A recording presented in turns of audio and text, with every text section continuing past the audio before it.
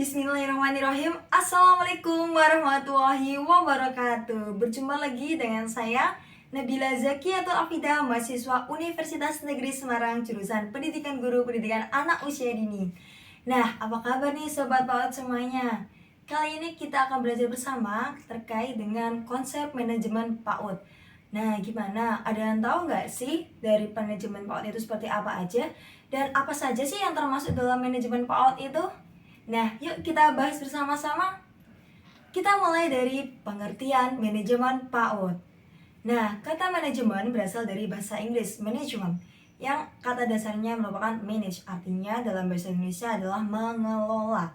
Jadi, manajemen memiliki arti pengelolaan, pengarahan, pengaturan yang ada dalam sebuah lembaga. Nah, maka dengan demikian, pengertian manajemen PAUD adalah suatu upaya untuk mengelola, mengatur, ataupun mengarahkan proses interaksi edukatif antara peserta didik, guru, dan lingkungan secara teratur, terencana, tersistem untuk mencapai tujuan pendidikan anak usia dini. Nah, lanjut yuk. Apa aja ya kira-kira ruang lingkup dalam manajemen PAUD? Ada yang tahu dari sobat PAUD yang ada di rumah? Nah, dalam manajemen PAUD ada banyak hal yang dikelola, mulai dari awal pendirian sekolah, tata pendiriannya, sampai pengembangan sekolah PAUD itu sendiri. Nah, dalam hal ini, manajemen PAUD meliputi apa yang dikelola, bagaimana caranya, bagaimana merencanakannya, dan kemana manajemen PAUD akan diarahkan. Maka dari itu, untuk melengkapi bahasan ini pada kesempatan berikutnya, nanti akan dibahas lebih lanjut per episode seperti itu ya. Nah, kita mulai dari yang dasar-dasar terlebih dahulu dalam segmen kali ini. Yang pertama adalah tujuan manajemen PAUD. Nah, tadi setelah kita mengetahui apa arti dari manajemen PAUD itu, terus apa sih tujuan dari manajemen PAUD? Kenapa manajemen PAUD ini sangat penting dan perlu diimplementasikan ataupun diterapkan dalam setiap lembaga PAUD yang ada? Nah, jadi seperti ini Sobat PAUD. Tujuan manajemen PAUD ini bertujuan untuk merealisasikan apa yang telah ditetapkan secara efektif dan efisien. Keberhasilan manajemen sekolah PAUD dilihat dari hal tersebut. Dari kedua hal ini ya, dari efektif dan juga efisiennya. Nah, kita akan membahas yang pertama adalah efektif. Teman-teman pasti tahu kan ya apa yang dimaksud dengan efektif? Nah, namun dalam kali ini, efektif dalam manajemen PAUD dapat diartikan sebagai indikasi terlaksananya semua program yang ada di lembaga PAUD, sehingga melibatkan seluruh komponen lembaga tersebut, mulai dari masyarakatnya, masyarakat lingkungan sekitar PAUD, masyarakat PAUD dari mulai murid, guru, orang tua murid, ataupun lembaga ataupun yayasan yang mengurusi lembaga PAUD tersebut. Nah, yang kedua terkait dengan efisien. Nah, efisien ini berkaitan dengan efisiensi ataupun penghematan, yaitu program PAUD yang ada nantinya akan tetap terlaksana dengan sumber daya seminimal mungkin dalam prakteknya secara nyata di sekolah. Nah, singkatnya terkait dengan efisien ini adalah bagaimana caranya supaya semua program yang ada, semua rencana-rencana yang ada di lembaga PAUD dapat terlaksana dengan sehemat mungkin seperti itu. Baik itu terkait dengan pengeluarannya ataupun pembiayaannya ataupun dari tenaga yang dibutuhkan. Nah, inti dari efektif dan efisien di manajemen PAUD ini seringkali dikaitkan dengan pengambilan cara ataupun keputusan yang tepat. Hal ini berdasarkan pemberdayaan seluruh komponen yang ada di lembaga PAUD untuk mencapai tujuan semaksimal mungkin.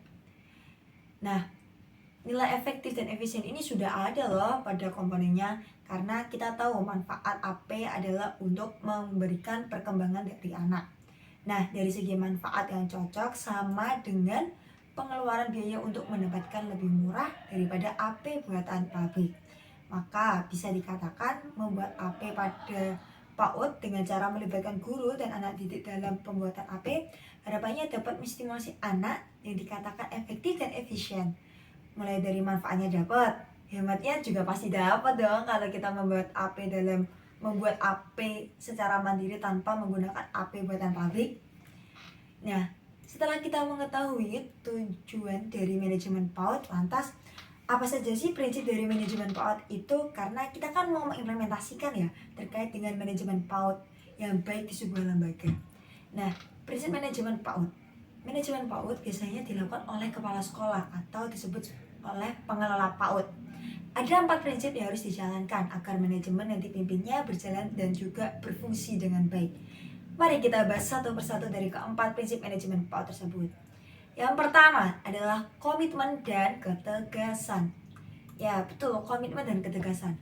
Komitmen ditujukan kepada kesanggupan kepala sekolah dalam kemajuan lembaganya. Guru, staf administrasi, anak didik, orang tua, dan lingkungan masyarakat tetap harus mendukungnya, meskipun titik fokusnya kepada kepala sekolah. Nah, 5 komponen ini tadi harus tetap memiliki komitmen yang kuat untuk mengoptimalkan tumbuh kembang pada anak sesuai dengan tugasnya masing-masing. Seorang kepala sekolah sebagai pemimpin PAUD juga harus memiliki ketegasan terhadap semua komponen manajemen yang dikelolanya. Nah, selanjutnya adalah profesionalisme. Profesionalisme dalam hal ini, dalam hal manajemen PAUD berkaitan dengan kedisiplinan untuk menjalankan sebuah lembaga yang sesuai dengan standar prosedur yang berlaku ataupun SOP dari masing-masing lembaga PAUD. Nah, dalam hal ini, lembaga PAUD yang dikelola dengan profesional akan lebih unggul dan juga akan tampak lebih rapi, disiplin, teratur, dan jelas dalam melaksanakan program kerjanya. Yang ketiga, komunikasi dan koordinasi. Nah, dalam hal ini, dalam sebuah lembaga PAUD pastinya melibatkan komponen sumber daya manusia. Tugas pengelola PAUD ataupun kepala sekolah adalah mengkomunikasikan dan juga mengkoordinasikan program yang sedang berjalan, sehingga program dapat terlaksana sesuai harapan dengan hasil yang efektif dan efisien. Teman-teman bisa membayangkan lah ya, tanpa adanya komunikasi dan koordinasi serta manajemen sebaik apapun tidak akan berhasil dijalankan, ya kan? Jadi komunikasi itu juga penting ya sebagai upaya ataupun cara untuk menjalankan roda kelembagaan PAUD. Kenapa?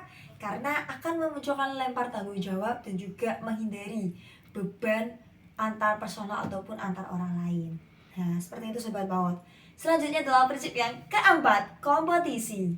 Nah, dalam prinsip keempat ini, setiap ataupun seorang kepala sekolah yang baik harus membebaskan guru-guru dalam mendidik anak-anak tanpa campur tangan yang dapat mengganggu seorang guru dalam menjalankan tugasnya. Nah, kan ada tuh kepala sekolah yang tetap terlalu menyetir ataupun terlalu memiliki kendali penuh terhadap guru-guru yang ada dalam mengajar ataupun memberikan pelajaran kepada murid-muridnya. Nah, dalam hal ini bisa diimplementasikan dengan cara memberikan reward ataupun hadiah dan juga punishment ataupun hukuman guna menciptakan iklim kompetisi yang sehat. Nah, kenapa perlu adanya iklim kompetisi yang sehat? Karena dengan adanya iklim kompetisi yang sehat, dengan cara pemberian hadiah ataupun penghargaan bagi guru yang berprestasi di bidang tertentu, atau misalnya ada guru yang pernah menjuri lomba ataupun pembuatan AP tingkat provinsi misalnya, maka guru tersebut harus mendapatkan penghargaan dari sekolah. Nah, harapannya dari hal ini akan menjadi penyemangat bagi motivasi guru-guru yang lain untuk memacu diri mereka agar lebih baik hasilnya sehingga terciptalah PAUD yang lebih berkualitas dan juga berkompeten seperti itu. Nah, tadi kita sudah membahas terkait dengan tujuan dan juga prinsip. Selanjutnya kita akan membahas terkait dengan fungsi manajemen PAUD. Nah, apa sih fungsi manajemen? Kenapa manajemen PAUD ini perlu direalisasikan? Memangnya manajemen PAUD ini berfungsi sebagai apa? Nah, dengan adanya manajemen PAUD nantinya akan mempermudah bagi pengelola ataupun kepala PAUD untuk melakukan perencanaan, pengorganisasian dan juga pengendalian serta pengawasan. Nah, hal tadi juga merupakan salah satu dalam hal fungsi manajemen PAUD itu sendiri. Ada 4 ya teman-teman. Yuk kita ulang. Dari perencanaan. Nah, dalam ini adalah perencanaan ataupun penyelenggaraan di pendidikan anak usia dini yang dituangkan dalam visi misi lembaga. Yang kedua, pengorganisasian. Selain perencanaan yang matang, tentu pengorganisasian dalam lembaga PAUD juga sangat dibutuhkan supaya terbentuknya sebuah tim untuk mencapai tujuan tertentu. Apa tujuannya? Tujuannya adalah visi misi yang di awal tadi. Yang ketiga adalah kepemimpinan. Nah, seorang pengelola PAUD tidak boleh dong disibukkan dengan pekerjaan internal lembaga yang dipimpinnya. Maka perlulah kemampuan leadership, kemampuan sebagai seorang pemimpin yang baik untuk mengatur lembaga PAUD tersebut, untuk memanage lembaga PAUD yang baik agar tercipta lembaga PAUD yang berkualitas dan juga berkompeten seperti itu. Nah, yang keempat adalah pengawasan. Dengan adanya manajemen PAUD, maka pengawasan akan lebih mudah.